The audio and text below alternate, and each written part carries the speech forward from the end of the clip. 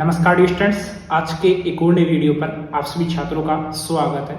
आज का वीडियो राजस्थान कर्मचारी चयन बोर्ड के द्वारा करवाए गए एग्जाम सूचना सहायक भर्ती रिजल्ट को लेकर होने वाला है।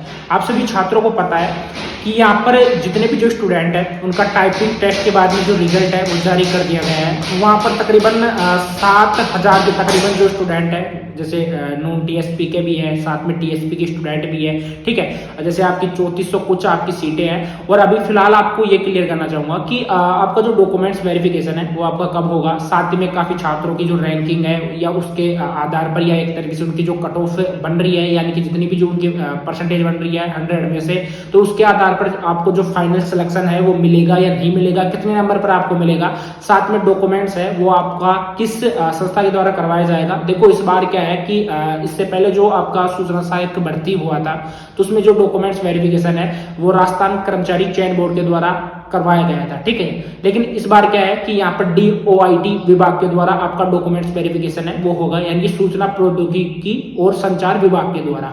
इसके लिए ऑफिशियल नोटिफिकेशन जारी हो चुका है और 26 तारीख तक, ठीक है, 26 सितंबर तक जो भी एक तरीके से प्रौद्योगिकी विभाग के जो भी एक तरीके से कार्यकर्ता है उनको वहां पर ट्रेनिंग वगैरह है वो दी जाएगी। उसके लिए ऑफिशियल नोटिफिकेशन है वो जारी हो चुका है, जो कि आप टेलीग्राम के माध्यम से देख पाओगे, ठीक है।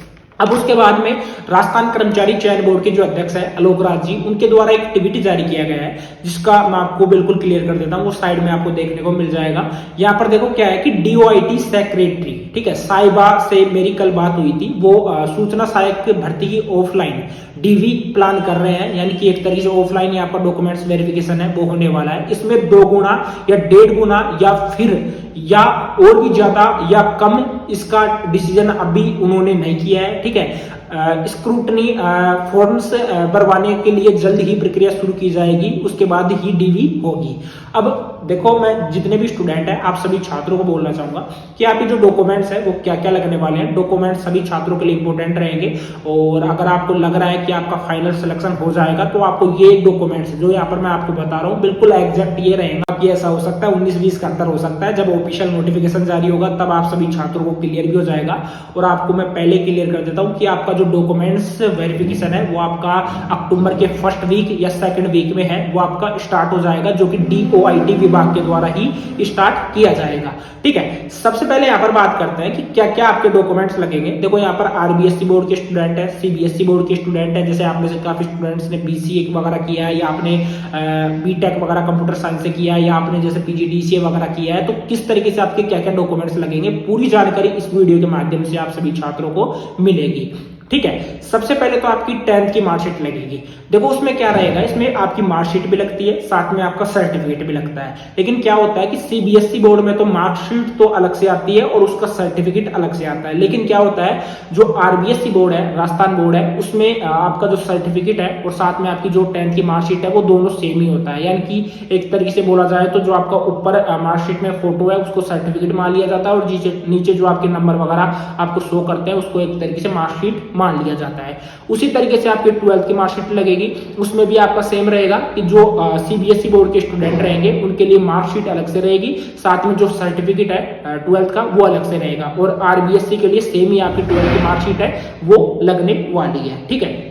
अब बात करते हैं यहाँ पर SC, ST, OBC, MBC, EWS, इनके लिए सभी के लिए जो TSP कैटेगरी से बिलोंग करते हैं उन सभी के लिए एक सर्टिफिकेट है आपका वो लगने वाला है, ठीक है। जैसे आप EWS से बिलोंग करते हो तो EWS सर्टिफिकेट आपका लगेगा, SC से बिलोंग करते हो तो SC से आपका जो सर्टिफिकेट है वो लगने वाला है। 4th पॉइंट है कि अन्य कोई श्रेणी से अगर कोई भी स्टूडेंट है तो उसका भी सर्टिफिकेट लगेगा, जैसे कि कोई दिव्यांगजन है या इसके बाद में कोई स्पोर्ट्स कोटा से है या उसी के बाद में कोई विधवा है या परित्यक्ता है, ठीक है। सभी के लिए अलग से जो सर्टिफिकेट है वो आपका लगने वाला है, ठीक है। ये जानकारी मैंने बिल्कुल यहाँ पर आप सभी छात्रों को क्लियर कर दी है। 5th पॉइंट की बात करते हैं कि इसमें आपका मूल निवास लगेगा। देखो मूल निवास अगर आपका ओरिजिनल आपके पास में है तो ठीक है, कोई दिक्कत नहीं है। अगर ज्यादा ही कुछ पुराना है तो आप डिजिटल वाला जो मूल निवास है वो बनवा सकते हो। तकरीबन 7 से 8 दिन में आपके पास में पहुंच जाएगा। किसी भी नजदीकी ई-मित्र पर जाकर आप वो मूल निवास है वो बनवा सकते हो।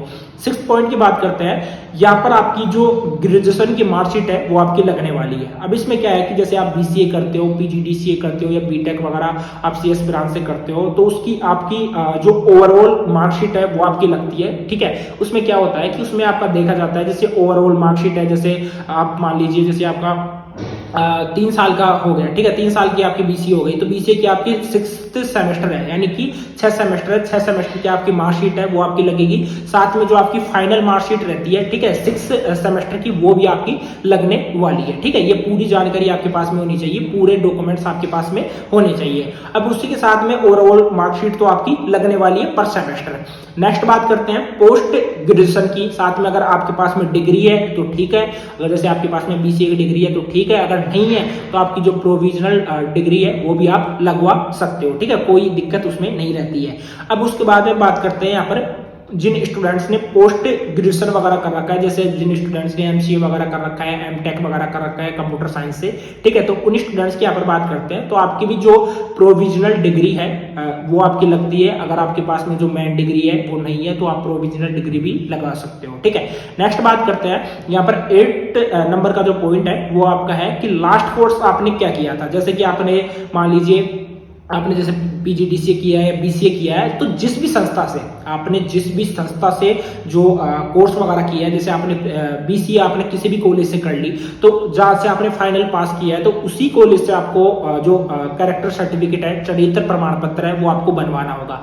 वो किस तरीके से रहता है, जैसे मान लीजिए आपने जैसे बीसीए है वो आपने जैसे सुबोध कॉलेज से कर ली जयपुर में, और उसके बाद में एमसीए आपने राजस्थान यूनिवर्सिटी से कर ली।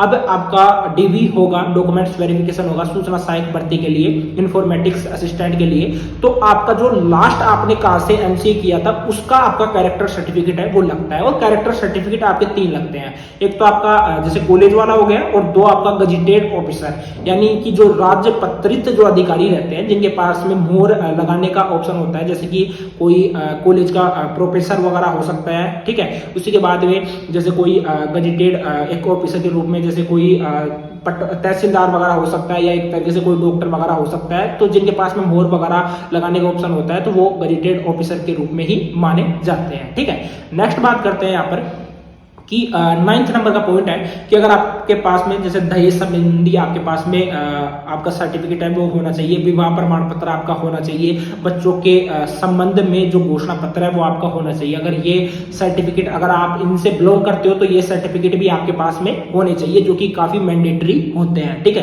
क्योंकि जब डॉक्यूमेंट्स वेरिफिकेशन होता है तो आपके जितने भी जो डॉक्यूमेंट्स है वो सभी कंप्लीट होने चाहिए। कोई भी एक भी डॉक्यूमेंट्स के अभाव में आपका ऐसा नहीं हो कि आपका डीवी रुक जाए। अब जो 10th नंबर का पॉइंट है वो ध्यान रखना कि तंबाकू रिलेटेड भी आपका घोषणा पत्र होना चाहिए, कि जैसे कि अगर आप जैसे कोई भी बीमारी है या एक तरीके से बुरी लत है जिनसे आप ग्रसित हो, तो ध्यान रखना उनका भी आपका सर्टिफिकेट होना चाहिए कि आप ये चीजों का सेवन बिल्कुल भी नहीं करते हो। आपका 12 नंबर का पॉइंट है, मतलब कि 11 नंबर का पॉइंट है कि सामान्य प्रमाण पत्र है वो आपका होना चाहिए, यानी कि जो नॉन जुडिशियल आपका स्टाम्प पेपर होता है उस पर आपकी नोटरी वगैरह होनी चाहिए। ठीक है, उसमें कि आप ये नॉन जुडिशियल जो स्टाम्प पेपर आप तहसील से ले सकते हो, वहीं से आपका जो नोटरी वगैरह है वो वकील है वो कर देते हैं। ठीक है, इस तरीके से ये डॉक्यूमेंट्स तो आपके लगेंगे। लेकिन जब आपके लिए ऑफिशियल नोटिफिकेशन जारी होता है राजस्थान कर्मचारी चयन बोर्ड के द्वारा, वैसे तो डीओआईटी विभाग के द्वारा ही जारी किया जाएगा, उसका मैंने आपको क्लियर भी किया था। ठीक है, सूचना प्रौद्योगिकी और संचार विभाग के द्वारा ही नोटिफिकेशन जारी किया जाएगा। वैसे जो आलोक राज जी है राजस्थान कर्मचारी चयन बोर्ड के अध्यक्ष हैं, उन्होंने भी ये सूचना है वो आपको एक तरीके से ट्वीट के माध्यम से दी है कि अभी मैंने सेक्रेटरी साहिबा से बात हुई है। ठीक है, उन्होंने 2 गुना या 1.5 गुना जो स्टूडेंट है वो लेने की यहाँ पर बात की जा रही है, और या और भी ज्यादा हो सकते हैं या कम, इसका डिसीजन वो खुद लेंगे। ठीक है, जैसे मान लीजिए 2 गुना स्टूडेंट है, वो 1.5 गुना लेंगे या 2.5 गुना लेंगे, वो सब कुछ निर्धारण उनके द्वारा किया जाएगा। बाकी काफी छात्रों ने यहाँ पर एक तरीके से जो टाइपिंग टेस्ट है वो पास किया है, और उसके बाद में तकरीबन 2200 या 2300 स्टूडेंट तो टाइपिंग टेस्ट से पहले ही निकल गए हैं, ठीक है। और यहाँ पर 3400 कुछ आपकी सीटें हैं, जो कि राजस्थान कर्मचारी चयन बोर्ड की ऑफिशियल वेबसाइट पर जाकर आप जो लिस्ट है टाइपिंग के बाद वाली, वो आप जाकर वहां से देख सकते हो। वैसे वो लिस्ट है वो मैंने ऑलरेडी जो हमारा टेलीग्राम है, ठीक है, टेलीग्राम पर मैंने डाल भी रखी है। वैसे तो मैं आपको बार बार क्लियर भी कर देता हूँ, लेकिन फिर भी अगर देखता हूँ मुझे मिलती है तो वो मैं आपको क्लियर भी कर दूंगा, ठीक है। बाकी आप देख लेना, टेलीग्राम का लिंक मैं डिस्क्रिप्शन बॉक्स में दे दूंगा। और आप सभी छात्रों से रिक्वेस्ट है कि जिन भी स्टूडेंट्स ने चैनल को सब्सक्राइब नहीं किया है तो चैनल को जरूर सब्सक्राइब कर लेना, क्योंकि ऐसी इंफॉर्मेशन यहाँ पर आपको इस चैनल के माध्यम से प्रोवाइड करवाई जाएगी, ठीक है। आज के इस वीडियो में इतना ही, मिलते हैं नेक्स्ट वीडियो में, बाय।